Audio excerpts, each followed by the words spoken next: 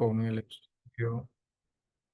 eh, Vamos a iniciar con el estudio respecto a la línea del tiempo bíblico. Gracias por participar del estudio de esta sesión, a pesar de que es día lunes.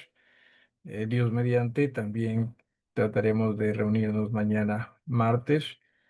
Y con ello ya deberíamos terminar con el estudio de esta línea de tiempo.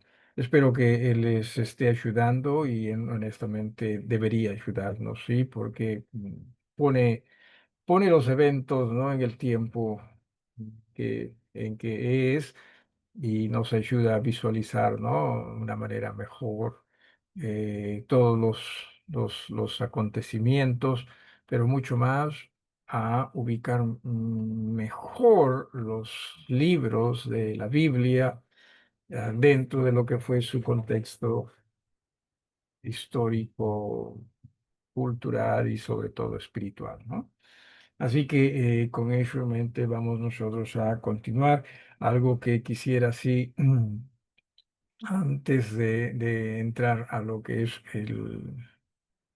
sería el estudio ya para esta noche. Hermana Melinda, no sé si la última vez, debe haber sido la última vez, preguntó dónde quedaba, no sé si en todo caso nos corriges, hermana Melinda, dónde quedaba Galilea en relación a Judea, ¿no? Y bueno, para que también tengamos una idea de ello aquí en el mapa, vamos al mapa. ¿Quién decía? Alguno de los presidentes creo que decía, bueno, al Belaúnde, es cierto. Quizás ustedes no lo conocieron, al señor Belaúnde. Muy bien, acá está. ¿Y esto? ¿Y esto qué es? Pues, ¿cómo saco esto de acá? Esta parte. Bueno, bueno, ahí está. Judea. Judea, sí, vamos a ver aquí. Aquí tiene usted a Judea, ahí, Jerusalén, acá. Aquí tenemos el río Jordán, sí, todo esto, el río Jordán, que va casualmente desde Galilea, el mar de Galilea. Uy, y me desvío un poquito. El mar de Galilea hasta el mar Muerto, ¿no? Este de acá. Este es el mar Muerto. Eh, Cuando se habla, por ejemplo, de Juan bautizando, se piensa que quizás debe haber sido por este sector. Jesús, bueno, nació, si bien es cierto, en Belén, Belén de Judea, ya está, sí, pero creció en Nazaret, sí, de Galilea. Todo esto es Galilea, perdón, todo esto es Galilea, ¿no? Vamos a subir un poquito acá, si se puede. Ups, perdón, si se puede, ahí está. Todo eso es Galilea. Y decía Jesús vivió en Nazaret de Galilea. Sin embargo, conforme él fue creciendo o ya en su ministerio, sobre todo, se mudó a Capernaum. ¿Ve? Entonces, hablábamos en algún momento del bautismo de Jesús. Él tuvo que venir desde acá, de Nazaret, hasta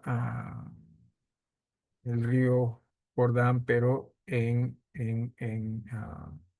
Judea, que se piensa debe haber sido alrededor de 100 kilómetros, un poquito menos, quizás diría yo, quizás 70, no lo sé exactamente, pero eso es donde está Galilea en relación a Judea, ¿no? No recuerdo, hermana Melinda, la razón de la pregunta. No sé si fue algún evento, pero si puedes ayudarnos con ello. Pero me acuerdo que preguntaste sobre esto. Estábamos viendo, buenas noches con todos, de cuando llama a los discípulos. Oh, ciertamente, ciertamente. Sí, dijimos que el primer contacto que tuvieron los discípulos con Jesús fue aquí en Judea, ¿sí? Por donde Juan estaba bautizando. Repito, debe haber sido por este sector, quizás un poquito más abajo. ¿Sí? Ahí fue el primer contacto, ¿sí? Número uno.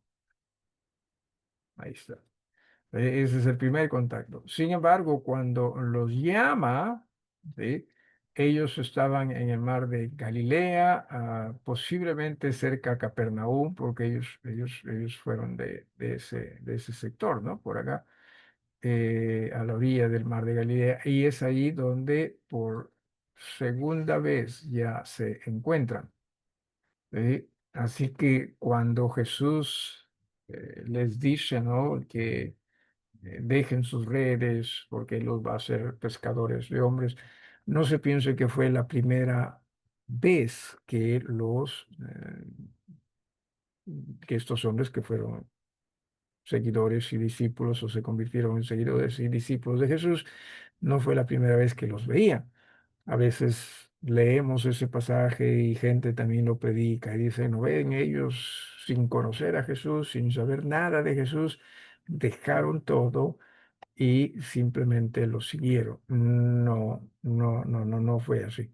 Ellos ya sabían quién era Jesús y ellos entendían ya que Jesús era el Mesías y por eso es que sí dejaron todo a sabiendas. O sea, fue una decisión ya no emocional. O sea, si usted no conoce a alguien, ¿no? Y qué sé yo, ese alguien mm, habla bien y se expresa bien y usted lo deja todo, posiblemente sea una acción emocional, ¿no? Impulsada por el momento, pero en este caso no, ellos ya sabían quién Jesús era. Ellos entendieron que Jesús era el Mesías, es más, cuando estuvieron acá en el río Jordán, cerca o en Judea, ¿no? Ellos ya se habían dado cuenta, oye, sí, este es el Mesías, ¿no?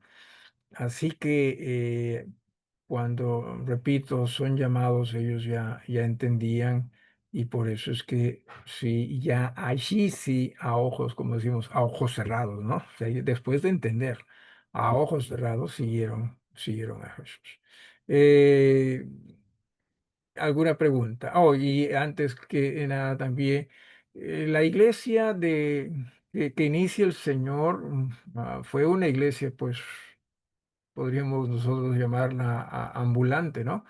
Que o sea, tenía su labor por acá, ¿no? También hasta donde está Samaria, por acá.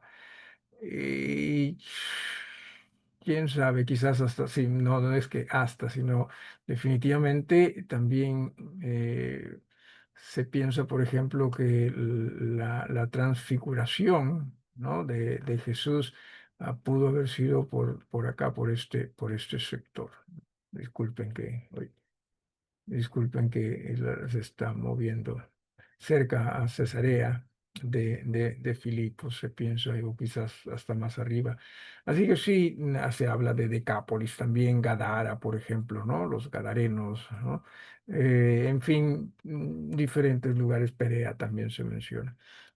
Pero sí, esta iglesia fue más, repito, más ambulatoria, ¿no? No tenía necesariamente no se le podía llamar en primera instancia la iglesia de Jerusalén, pero más adelante sí ya fue llamada la iglesia en Jerusalén. ¿Sí? ¿Alguna pregunta en cuanto a esta parte? Voy a tener que borrar todo esto, pero ¿no? Sí, ¿alguna pregunta, repito, en cuanto a esto que estamos nosotros? Pastor, yo tengo una pregunta. Sí, No sé si es hermana, a ver. exactamente esta parte, pero Ya, Juan el Bautista tenía algo así como seguidores. sí, es más, los discípulos de Jesús, no todos, eran seguidores de Juan. Ah, Eran ya, entonces se discípulos. supone que Juan lo bautizó también a esos Correcto, discípulos. correcto. Ah, Juan ya. tuvo que haber bautizado, Juan bautizó según el testimonio de Hechos en el capítulo 1, parece que eh, bautizó a todos los primeros 12. ¿Sí? Por eso es que cuando tratan de elegir un sucesor para Judas, ellos dicen, ¿no? Alguien que ha estado con Jesús desde el inicio y había sido y bautizados por Juan también, menciona, ¿no? Entonces sí, sí, sí eran seguidores de Juan. Ajá. ¿Alguien más o algo más?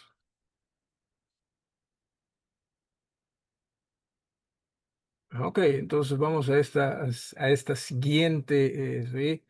eh, imagen.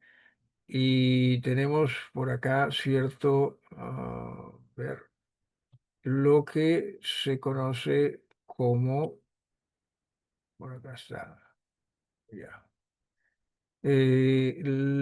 las iglesias después de Jesús, ¿no?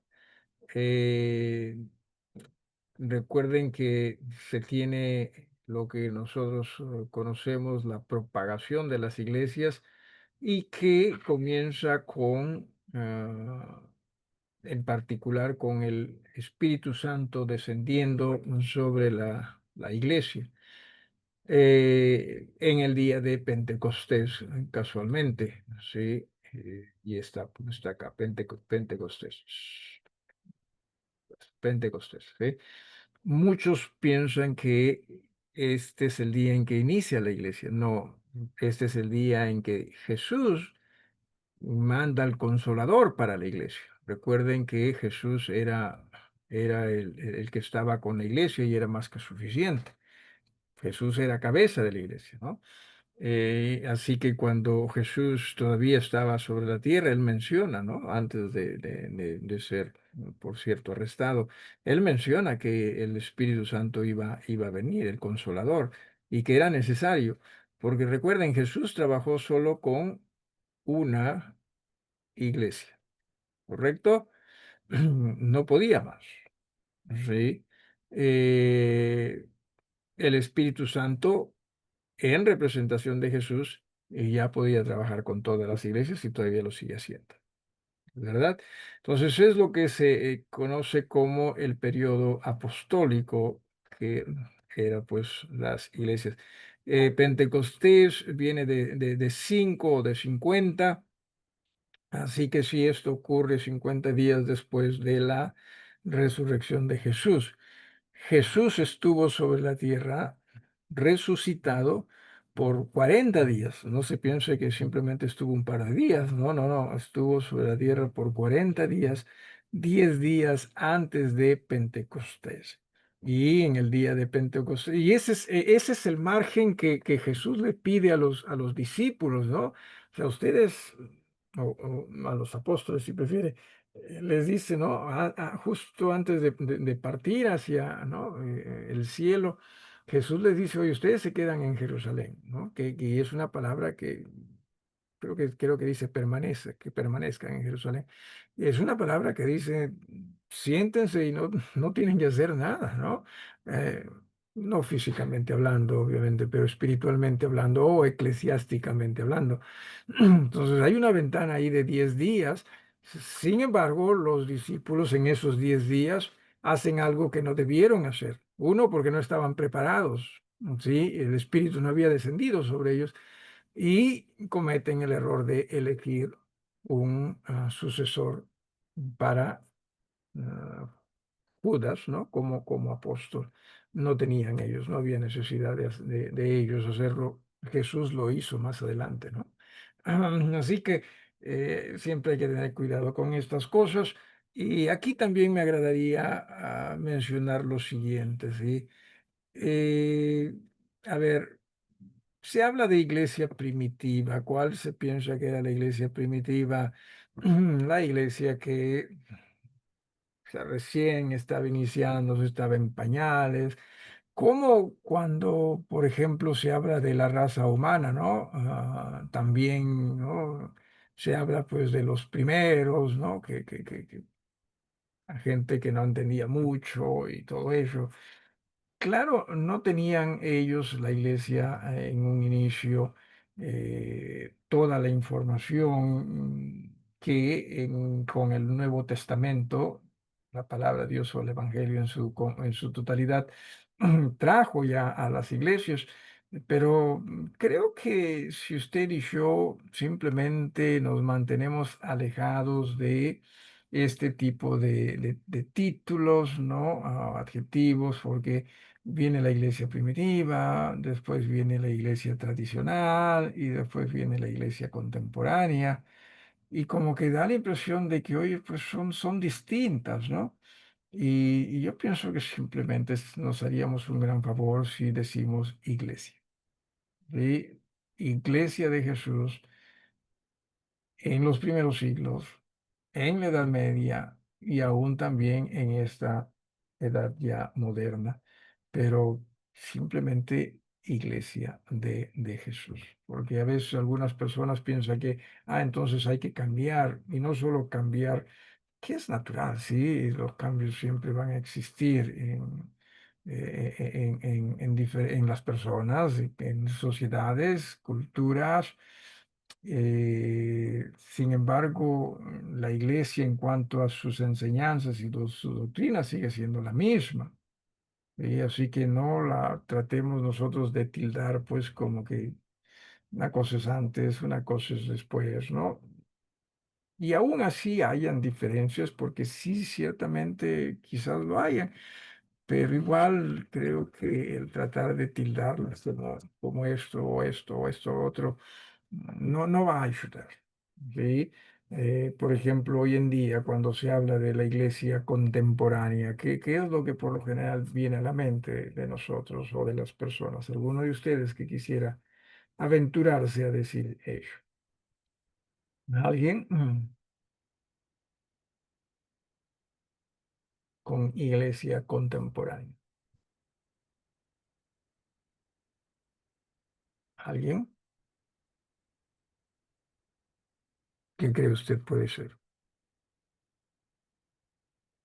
¿Hay alguien detrás de las pantallas?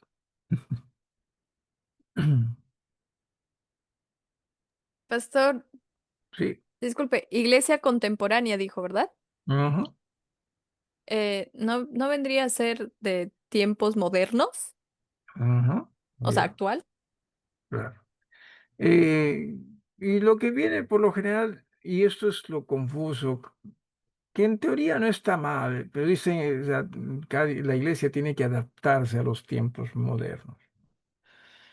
Que en teoría no está mal. Lo que sí está mal es en la esencia, en el sentido de, oye, no, simplemente sigamos al Señor y dejemos que el Señor nos guíe a hacer lo que debemos hacer en cada situación, en cada también espacio en el tiempo, ¿no? O sea, porque si hablamos de contemporáneo, da la impresión de que, entonces tenemos que poner nuestra mirada más en lo que está pasando hoy en día, como para saber cómo hacer las cosas. Y la idea del cristianismo no es esa. La idea del cristianismo es poner la mirada en quién. Se las estoy poniendo facilitas a ustedes. A ver, alguien con alguna respuesta. En Jesús, pastor. Amén. Amén. Y Él es capaz de guiarnos a nosotros a notar esos cambios si es que hay algo que se tenga que cambiar. Repito, no doctrina, ¿sí? Sino más bien entender las realidades de esos tiempos, ¿no? Pero seamos cuidadosos con ello. Entonces, tengamos esto en mente, que déjeme ver aquí rapidito si es que puedo. No, está bien. A ver, déjeme, déjeme aquí ir a este lugar. Ya. Aquí. Aquí se supone que este es el apóstol Juan, ¿sí? Que escribe su carta en el año, su evangelio, perdón, en el año 96, creo que dice así, algunos dicen 95, y luego también tengamos presente el hecho de que escribe sus cartas, ¿no? Las tres cartas de Juan. Así que esto lo hace Juan al cerrar el primer siglo. Por lo tanto, sí, viene acá desde, no, todo esto, pues, ¿no? Al cerrar el primer siglo. Por lo tanto, el Nuevo Testamento, ¿sí? Llega casualmente a escribirse desde el año número más o menos 45, ¿sí? Ajá. 45 hasta acá, el Nuevo Testamento. Se completa el Nuevo Testamento. ¿Sí? El primer libro, este de acá, que sería Santiago, que es Santiago en español. Y aquí es donde nosotros recibimos en el Espíritu Santo, por cierto, la más grande y completa revelación de parte de Dios. Como iglesias, esto es nuestro todo en Jesús. Y esto es el mensaje que debemos nosotros entender, debemos confiar, por lo tanto, obedecer, ¿no? Y también compartir a todo el mundo. Y así como el apóstol Pablo, qué trabajo que hizo el hombre, ¿sí? Llenó todo. Y la mejor forma de hacer esto es, repito, bajo los principios que he enumerado y que he mencionado, ¿no? El número uno es entender ese mensaje, ¿sí? Que nos ayuda a conocer mejor a Jesús. Número dos, el confiar ese mensaje. Oye, sí, este mensaje tiene que hacerse sí o sí. Y por ello lo obedecemos y también lo compartimos. Que nuestras vidas ojalá pudiesen ser así. Eh, Nos es muy fácil a nosotros desentendernos de ello, pero que ojalá usted y yo entendamos, oye, nuestra mayor labor en este mundo, y entiéndase que para eso Dios nos ha dejado aquí, sí, definitivamente. O sea, nosotros pensamos que Dios nos ha dejado aquí para, qué sé yo, ¿no? Tener cuidado de las cosas o lograr algo en la vida y entienda, Dios nos ha dejado acá con el propósito de nosotros compartir ese mensaje con otros. Porque si de Dios dependiese, ¿sí? En realidad lo mejor para nosotros es estar con Él, llevarnos. Y el apóstol Pablo lo dijo con mucha claridad, ¿no? Dijo, oye, yo prefiero partir. Eso es lo que él dijo, ¿no? Yo quisiera estar con mis señores, es mucho mejor, ¿eh? Ah, Sin embargo, dijo, ¿no? Hay una gran necesidad acá y por esa razón es que quedarme con ustedes, obviamente está bien, ¿sí? Pero usted y yo estamos, a ver, voy a hacer esto, sí, permítame. Usted y yo, ¿sí? Generalmente, cuando hablamos de vivir el mayor tiempo posible en este mundo, ¿por qué razón es que usted quiere vivir el mayor tiempo posible en este mundo? O para que no lo hagamos personal. Generalmente hablando, ¿por qué cree usted que la humanidad desea vivir más tiempo en este mundo? A ver, lluvia de pensamientos, de pareceres, algunos de ustedes.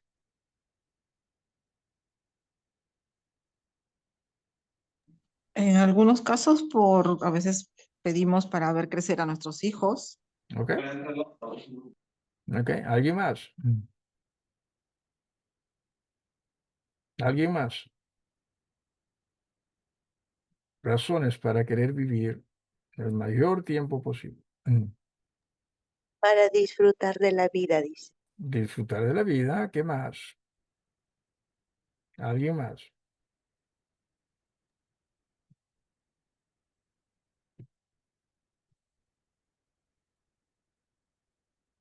pongo algo por allí, cumplir con nuestros objetivos o nuestros anhelos. ¿Alguien más? Para poder resarcirnos de algo. ¿Ok? ¿Eh? Obtener algo, hacer algo, ¿ok? ¿Alguien más?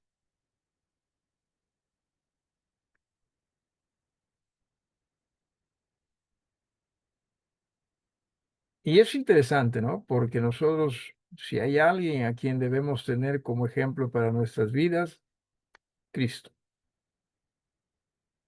¿Cuánto tiempo vivió Cristo? 30 y... 3 a 35 años por ahí. Ok. ¿Y a qué dedicó esos 35 años Jesús? Crecer, prepararse para compartir el mensaje con otros y dar su vida también por otros, ¿no? Debe ser nuestro ejemplo. Y no se trata de que nosotros debamos vivir 35 años. No, no estoy yendo por ahí. Lo que estoy diciendo es de lo que se trata es de que ojalá nosotros pudiésemos vivir el tiempo que el Señor nos permita vivir con el propósito de servirle a Él y también ojalá compartir el Evangelio con otros. ¿Tiene sentido esto? Me parece que sí. Pero no es eso lo que generalmente está en nuestro ser. Y no estoy hablando aquí de personas que no creen, estoy hablando de personas en las iglesias del Señor, que muchas veces no estamos nosotros viviendo para lo que el Señor quiere que nosotros vivamos. Y encima tenemos no sé, si decirle sinvergüencería, ¿sí? Porque también pasó, de decirle que nos deje más tiempo acá, ¿no? ¿Sí?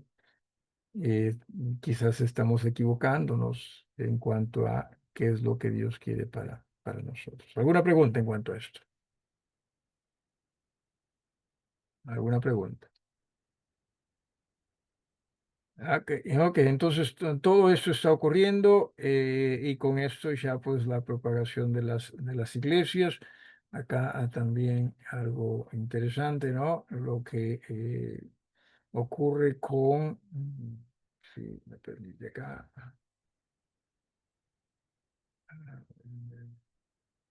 aquí está, ya. Ah, no, está bien, lo hice en la otra imagen. Ya. Y luego, pues, las iglesias experimentan, ¿no? Mucha persecución en toda la Edad Media, y eso hemos estudiado en otro tema, ¿no? Desde aún antes de Constantino, ya en el siglo I ya había ya persecución, ¿sí? Y bueno, se dividen las iglesias, llega a aparecer lo que conocemos como la iglesia eh, católica, ¿sí? Aquí en el año 325 ya se va formalizando. Pero todo este tiempo es un tiempo de sangre, ¿no? Todo este tiempo de la Edad Media, hasta que finalmente en el siglo XVI llega don Lutero, ¿no? ¿Cuál es el nombre de Lutero? ¿Martín? ¿Sí? Martín Lutero, ¿no? Cierto. Y se revela a la Iglesia Católica. Eso es lo que hace, se revela a la Iglesia Católica. Sin embargo, Lutero no estaba representando a las iglesias verdaderas. Iglesias verdaderas existían. De lo contrario, ¿por qué razón es que la Iglesia Católica perseguía a otros grupos religiosos? Bueno, porque habían iglesias verdaderas. Entonces, Martín Lutero no representaba a las iglesias verdaderas, simplemente se sale de la Iglesia Católica y forma una iglesia protestante que llega a ser, en alguna forma, prima hermana de la Iglesia Católica. O sea, cambiaron algunas cosas, pero seguía siendo lo mismo, ¿sí? Y de esta iglesia es que viene lo que, de la reforma es lo que viene lo que se llama el periodo de evangelismo mundial. Hay que tener cuidado con esto, ¿sí? Periodo de evangelismo mundial. Porque estas, insisto, todo esto sale de la iglesia católica. ¿Sí? Todo esto. Usted dirá, sí, pero ya ahora son mejores. Puede ser, pero no necesariamente sean del Señor. Iglesias del Señor ya existían. Siempre han existido iglesias del Señor fieles que no coqueteaban con la iglesia católica, sino la iglesia católica más bien los perseguía, trataba de hacerlas desaparecer. ¿Sí? Entonces, todo eso existió y también todo eso contribuyó a que siempre hayan existido, ¿no?, las iglesias del Señor. Pero lamentablemente viene la confusión. Sí, porque ahora pensamos que toda iglesia o toda institución que tiene nombre de iglesia es del Señor. Tener cuidado con ello. Hermana Claudia, levantaste la mano. Pastor, nos comentaba que en un momento, o sea, al principio la iglesia no tenía conocimientos de la palabra del Señor. ¿Y en qué momento tenemos la Biblia así, tal cual no tal cual, supongo que ha habido eh, variaciones de idioma, ¿no? Pero ¿en qué momento la iglesia ya tiene la Biblia para que pueda ser estudiada por todos, ¿no? Ok, ok. Quizás no me expresé bien. En un inicio no tenían la revelación completa, o sea, así como nosotros la tenemos, ¿no? Toda la revelación. Sino más bien lo que se usaba eran dones y que a través de los dones Dios manifestaba su palabra a los hermanos y también hermandades. Conforme iba pasando el tiempo, a través de esos dones es que comenzó a acumularse ya lo que se llama la palabra de Dios, poco a poco, ¿no? Esto se dio de a poco, ¿sí? También escritores comenzaron a ser inspirados y llegaron también a acumularse todo lo que ahora conocemos como el Nuevo Testamento. Para fines del siglo I ya existían todos los escritos, ¿sí?, que nosotros conocemos como el Nuevo Testamento, pero eran escritos independientes, individuales, o sea, no estaban todo copilado junto, ¿sí? No había imprenta, claro, y también recuerden que fueron varios los inspirados a escribir, ¿no? Pedro estaba en Jerusalén por lo general. Pablo escribe sus cartas, ¿no?, fuera de Jerusalén, estando más bien, ¿no?, en el campo misionero. Entonces, no que los escritos hayan estado juntos, pero ya para fines del siglo I ya estaban todos los escritos, insisto, no juntos. Y esto ha sido así por muchos años, por mucho tiempo, muchos siglos en realidad, ¿sí? No se puede decir que no ha existido personas que hayan poseído todos esos libros, ¿sí?, separados, pero que los hayan poseído al mismo tiempo. No puede decirse, pero no ha, o sea, por ejemplo, en siglos quizás hayan sido poquísimos, ¿no? Personas que podríamos contar con los dedos, y no que los conozcan, no es que se los nombres, pero que podamos contar con los dedos, que hayan podido tener todos los escritos, ¿sí?, en su posesión. Ya en el siglo XVI, ya, bueno, la imprenta ya comenzó a hacerse más fuerte y es en el siglo XVI donde ya se imprime todo el Nuevo Testamento, toda la Biblia, me parece. No, sí, toda la Biblia, sí, tanto el Antiguo como el Nuevo Testamento. No sé si es que eso ayuda, hermana Claudia. Sí, pastor. Ok, ok, gracias. ¿Alguien más? Entonces, durante la Edad Media, o sea, no se puede decir que las iglesias eran perfectas, porque repito, no todas ellas poseían todos los escritos. Habían también escritos que no eran inspirados por Dios y que algunas personas cayeron en obedecerlas. Así que no se piensen que las iglesias eran perfectas. No, nunca ha habido una iglesia perfecta en realidad. Pero en el caso de ellos, no tampoco que se les quiera justificar, pero en el caso de ellos, o sea, tenían muchas limitaciones, ¿no? En nuestro caso, no hay esas limitaciones. En nuestro caso, tenemos toda la Biblia. En nuestro caso, ya es falta de fe o falta de rendición, ¿no? Ellos tenían la rendición, pero no tenían las herramientas. Digo esto porque hasta su vida dieron, ¿no? Por el Señor, por sus iglesias, pero no tenían todas las herramientas, pero sí tenían esa confianza en el Señor, a pesar de, repito, las limitaciones que podían haber tenido de no conocer toda la Biblia, ¿no? Completa o el Nuevo Testamento. Nosotros lo tenemos, pero no tenemos esa fe que ellos tuvieron. Muy bien, ¿alguien más? Y aquí vamos a nosotros detenernos con lo siguiente, ¿sí? El rapto. Finalmente vamos a abrir nuestras Biblias. Uy, no, perdón.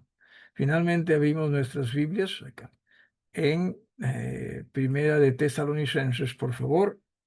Sí, Primera de Tesalonicenses, el capítulo 4, versículos del 13 hasta el 18. Primera de Tesalonicenses 4, 18. Alguien que por favor, 4:13, perdón. Alguien que por favor de lectura del 13 hasta el 18. En voz alta, claro. ¿Hay alguien? Pastor, Dale, hermana. Primera Tesalonicenses 4 del 13 al 18. Correcto. Ok. Tampoco queremos, hermanos, que ignoréis acerca de los que duermen, para que no os entristezcáis como los otros que no tienen esperanza. Porque si creemos que Jesús murió y resucitó, así también traerá Dios con Jesús a los que durmieron en él. Por lo cual os decimos esto en palabra del Señor, que nosotros que vivimos, que habremos quedado hasta la venida del Señor, no precederemos a los que durmieron. Porque el Señor mismo, con voz de mando, con voz de arcángel y con trompeta de Dios, descenderá del cielo, y los muertos en Cristo resucitarán primero. Luego nosotros los que vivimos, los que hayamos quedado, seremos arrebatados juntamente con ellos en las nubes, para recibir al Señor en el aire, y así estaremos siempre con el Señor. Por tanto, alentaos los unos a los otros con estas palabras. Muy bien. Muchísimas gracias, hermano. Cierto, nos está hablando de un rapto, ¿verdad? O arrebatamiento, como usted lo desee, ¿no? En el versículo número 16 dice primero los creyentes muertos van a resucitar y luego dice en el versículo 17 nosotros los que vivimos, los que hayamos quedado, seremos arrebatados juntamente con ellos, ¿no? O sea, primero la resurrección y inmediatamente también el arrebatamiento. Y dice, seremos arrebatados juntamente con ellos en las nubes para recibir al Señor. El Señor va a venir, pero la vez que venga, ¿sí? Va a venir solo hasta las nubes. ¿Sí? Y aquí está lo que se llama, pues, generalmente se conoce como el rapto. ¿Sí? Bien, quiero llamar su atención a lo siguiente. ¿Sí? Eh, Se piensa, muchos lo piensan, que el rapto va a ocurrir antes de lo que se llama la tribulación. ¿Vale? Antes, dicen, ¿no? Es al comienzo de la tribulación. Otros dicen que es a la mitad de la tribulación y otros dicen que es a final de la tribulación. No se sabe esto del rapto. ¿Vale? Yo soy de los que piensan, y no solo yo, sino hay muchos otros también, pero no somos los que entendemos más, ¿no? Eh, que en realidad no hay forma de saber exactamente en qué momento viene la tribulación. El que venga antes también es preferido porque se dice, o sea, todos los creyentes, los muertos van a resucitar y los que están vivos vamos a subir, ¿no? Y con esto, decía, eso es lo que se prefiere, con esto nos evitamos de tener que lidiar con todo este tiempo. ¿Sí? Es más conveniente, ¿correcto? Pero Jesús ya había dicho, por ejemplo, cuando miren en Hechos capítulo 1, en el versículo 6, si desea ir, está bien, si no, escuche, dice, entonces los que se habían reunido le preguntaron diciendo, Señor, ¿restaurarás el reino de Israel en este tiempo? Y les dijo, no os toca a vosotros saber los tiempos o las sazones que el Padre puso en su sola potestad. Ya, para mí no hay forma de saber. Y a ver, cada posición respecto a que el rapto va a ocurrir antes de la tribulación, o a la mitad, o al final, cada una de ellas tiene sus puntos a favor, los versículos que usa, y sus puntos también en contra. Cada una de ellas. ¿Sí? No es tan claro. Ninguna de estas posiciones es tan clara como ves, oye, es cierto, no, no hay razón para dudar. Sí, en este tiempo, no lo. Si yo tuviera que inclinarme por alguna, bíblicamente hablando, quizás diría o bien a la mitad o bien al final. Si tuviese que inclinarme, pero yo sigo diciendo, nadie lo sabe. Nadie lo sabe. Entonces, nosotros vamos a hablar del rapto sin necesariamente tratar de ubicarlo. Si se da cuenta, aquí está ubicado, ¿no? Al inicio de la tribulación. Y en esta línea de tiempo no estoy muy seguro si es que ponen algo al respecto. Déjeme ver acá. Pero muchas veces eso es lo más común. ¿Sí? A ver, déjeme hacer esto para aclarar las cosas acá.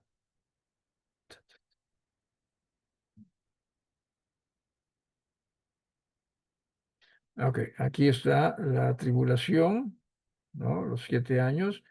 Y déjeme ir por este otro lado. Aquí.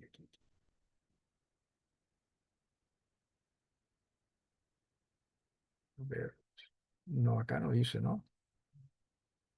No dice. No dice cuándo. Los últimos días. mm, No necesariamente dice, ¿no? Pero lo que sí dice acá es que la iglesia, o esta etapa de este periodo, ¿no? Llamado de la iglesia, terminará con la resurrección de los santos, lo cual generalmente se piensa que es, repito, al inicio de la gran tribulación, acá, ¿no?